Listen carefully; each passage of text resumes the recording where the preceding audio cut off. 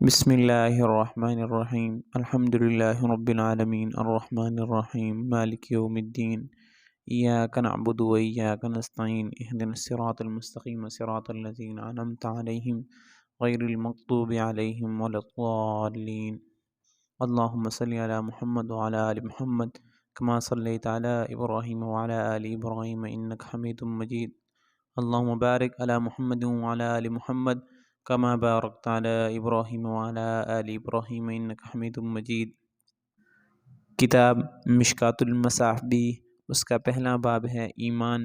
اس کی پہلی باب کی پہلی حدیث ہے عمر ابن خطاب رضی اللہ تعالی عنہ بینما نحن عند رسول اللہ صلی اللہ علیہ وسلم ذات یوم اذا طلع علینا رجل شدید بیاض الثیاب شدید سواد الشعر لا یری علیہ اثر السفر ولا يعرفه منا احد حتى جلس الى نبی صلی اللہ علیہ وسلم۔ حدیث کا ترجمہ حضرت عمر بن خطاب رضی اللہ تعالی عنہ سے روایت ہے، انہوں نے فرمایا ایک دن ہم رسول علیہ السلام کی مجلس میں بیٹھے ہوئے تھے، اچانک ایک شخص ہمارے درمیان آیا جس کا لباس نہایت صاف ستھرا سفید کپڑوں پر مشتمل تھا، جس کے بال نہایت سیاہ تھے۔ اس شخص پر نہ تو سفر کی کوئی علامت تھی اور نہ ہم میں سے اسے کوئی جانتا تھا۔ بہرحال وہ شخص نبی کریم صلی اللہ علیہ وسلم کے اتنے قریب آ کر بیٹھا کہ آپ علیہ السلام کے گھٹنوں سے اپنے گھٹنے ملائے، پھر اس نے اپنے دونوں ہاتھ اپنی دونوں رانوں پر رکھے، پھر آپ علیہ السلام سے عرض کیا، اے محمد صلی اللہ علیہ وسلم، مجھ کو اسلام کی حقیقت سے آگاہ فرمائیں۔ حضور علیہ السلام نے فرمایا، اسلام یہ ہے کہ تم اس کی حقیقت کا اعتراف کرو اور گواہی دو کہ اللہ کے سوا کوئی معبود نہیں اور محمد صلی اللہ علیہ وسلم اللہ کے رسول ہیں، اور پھر تم پابندی کے ساتھ نماز پڑھو، زکوٰۃ ادا کرو، رمضان کے روزے رکھو، اور زاد راہ میسر ہو تو بیت اللہ کا حج کرو۔ اس شخص نے یہ سن کر کہا، آپ علیہ السلام نے سچ فرمایا۔ حضرت عمر رضی اللہ تعالی عنہ کہتے ہیں کہ اس پر ہمیں بہت تعجب ہوا کہ یہ شخص آپ علیہ السلام سے دریافت کرتا ہے اور پھر آپ علیہ السلام کے جواب کی تصدیق بھی کرتا ہے۔ پھر وہ شخص بولا، اے محمد صلی اللہ علیہ وسلم، اب ایمان کی حقیقت بیان فرمائیں۔ آپ علیہ السلام نے فرمایا، تم اللہ کو اور اس کے فرشتوں کو اور اس کی کتابوں کو اور اس کے رسولوں کو اور قیامت کے دن کو دل سے مانو اور اس بات پر یقین رکھو کہ برا بھلا جو کچھ پیش آتا ہے وہ سب نوشتہ تقدیر کے مطابق ہے۔ اس شخص نے کہا، آپ علیہ السلام نے سچ فرمایا۔ پھر بولا، اچھا آپ مجھے یہ بتائیں کہ احسان کیا ہے؟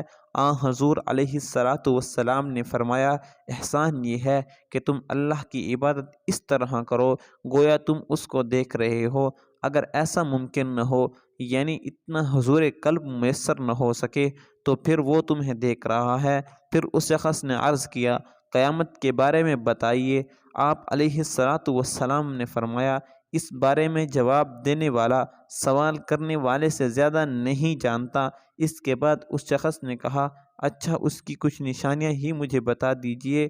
آپ علیہ السلام نے فرمایا، لونڈی اپنے آقا یا مالک کو جنے گی، برہنہ پا، برہنہ جسم، مفلس و فقیر، بکریاں چرانے والوں کو تم عالیشان مکانات و عمارات میں فخر و غرور کی زندگی بسر کرتے ہوئے دیکھو گے۔